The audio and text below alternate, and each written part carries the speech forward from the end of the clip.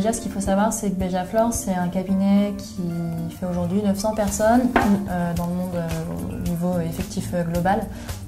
Donc c'est vrai que c'est plutôt un cabinet à taille humaine aujourd'hui, et c'est vrai qu'on mise beaucoup là-dessus. On est beaucoup sur du management de proximité.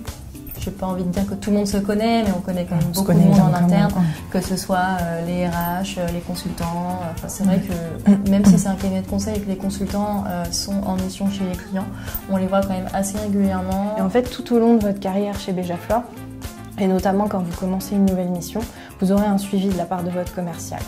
Ça, c'est un suivi qui est constant, donc que ce soit professionnel. Et après, vous avez toute la dimension d'implication RH qui là fait aussi qu'on est toujours en rapport avec le cabinet. Ce qu'on recherche principalement, c'est des têtes bien faites.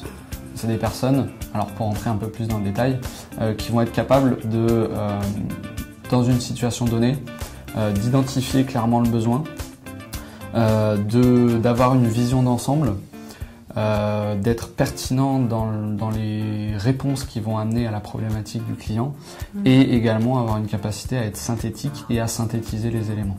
Voilà. Si vous avez déjà ces capacités-là... Et je rajouterais capacité d'adaptation.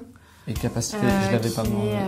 Qui est indispensable dans le métier de consultant, parce que vous allez changer de contexte assez régulièrement, changer de client, changer de secteur.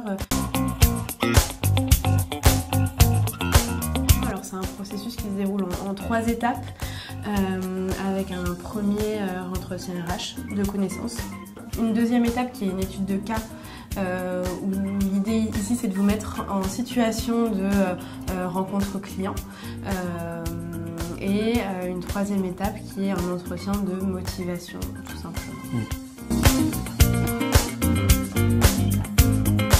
Au niveau de Béjaflor, l'ambiance est plutôt bonne. La moyenne d'âge est de 27 ans maximum, donc c'est plutôt un cabinet jeune, dynamique. C'est vrai qu'il y a beaucoup d'événements qui sont faits en interne.